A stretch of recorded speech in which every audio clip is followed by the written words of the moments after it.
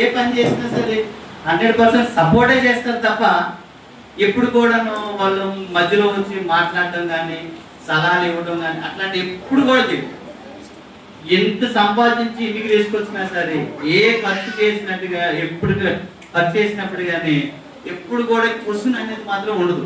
Daddy దేనికి ఇది దేనికి అనే బిడ్డలు కానీ నా భార్యలు కానీ ఎప్పుడు అడగదు. ప్రతి నెల కూడా దేవుడికి 25% దేవుడికి కానుక ఇచ్చేస్తా ఉంటారు. ఆ కానుక ఇవ్వటమే దేవుడు నన్ను సంవత్సరం సంవత్సరం సంవత్సరం కూడా హెచ్చించుకుంటూ పోతుంది. ఒక బండి మీద నేను అర్ధరాత్రి 2 గంటలకి 3 గంటలకి ఇంటికి వచ్చే రోజుల్లో దేవుడిని ఒక్కటే అడిగా, ప్రభువా మంచి ఆరోగ్యం అయితే ఇచ్చావు, మంచి శక్తి అయితే ఇచ్చావు, సుమారుగా 18 గంటలు ప్రతిరోజు పని చేసే కృపనిచ్చావు, నీకు వందనాలు. నా బిడ్డలను అయితే నేను కాలేజీకి వాళ్ళు వెళ్తున్నారు, నేనైతే చూడట్లేదు. పాప కాలేజీకి వెళ్తుంది, నేను చూడట్లేదు. కుమారుడు కాలేజీకి వెళ్తున్నాడు, నేను చూడట్లేదు. వాళ్ళు ఏ విధంగా చదువుతున్నారో నేనైతే చూడట్లేదు. ఆ సమయం నాకు లేదు. నువ్వు నన్ను కష్టపడి పని చేయమన్నావు, నేను అదే కష్టపడి పని చేస్తున్నాను. కానీ వాళ్ళ నిమిత్తము సమస్తము కూడా మీరు చూసి మీరే జరిగించి వాళ్ళ రాకపోకల్లో కూడా మీరే తోడుగా ఉండాలని ఒక్కటే ప్రార్థన చేస్తాను. ఆ విధంగానే దేవుడు ఏ కష్టం కానీ, ఏ ప్రమాదం కానీ, ఏ ఇబ్బంది కానీ, ఏ అనారోగ్యం కానీ, ఏ సమస్య కానీ, గృహంలో ఏ తిండి లోటు కానీ, ఏ ఒక్క పూట కూడా పస్తుంటే ఏ రోజు కూడా లేకుండా దేవుడు సమృద్ధిగా ఉంచాడు నన్ను. అలాంటి సమృద్ధి ఉంచిన గొప్ప దేవుడికి ఈ పని చూపించడం నా సొంత పని అయితే కాదు, నా సొంత ఆలోచన అయితే కాదు, నా సొంత డబ్బులు అయితే కాదు.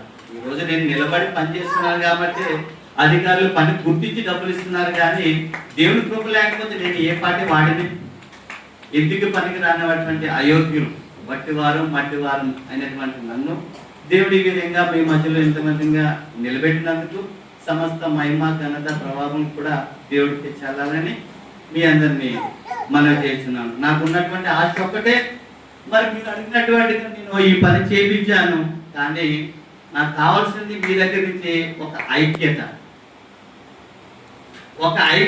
మీరు నేను ఎప్పుడు వచ్చినప్పటికీ ఒక ఐక్యత కలిగి ఎటువంటి మనస్పర్ధలు లేకుండా ఈయన అట్లా అన్నాడు, ఈయన ఇట్లా అన్నాడు, ఈయన అట్లా ఉన్నాడు, ఈయన సపోర్ట్ చేయట్లేదు, ఈయన ఈ విధంగా మాట్లాడాడు అనేది లేకుండా ఒక కుటుంబంలో ఒక 5 మంది బిడ్డలు ఉంటే బిడ్డలు 5 మంది కూడా ఏ విధంగా సంతోషంగా ఉంటే మరి తండ్రికి ఉన్నటువంటి ఆనందం ఏ విధంగా ఉంటుందో మరి అదే విధమైనటువంటి ఆనందమును మీరందరూ నాకు కల్పించాలని చెప్పి నేను ఆశపడుతున్నాను. మరి నేను ఆశపడినట్టుగా మీరందరూ మరి కలిసి ఏకత్వం కలిగి ఒకే మాట మీద, ఒకే విశ్వాసం మీద, ఒకే బాట మీద, ఒకే తండ్రి యొక్క వాక్యంలో నడవాలని నడుస్తారని ఆశిస్తున్నాను. అందరికీ వందనాలు.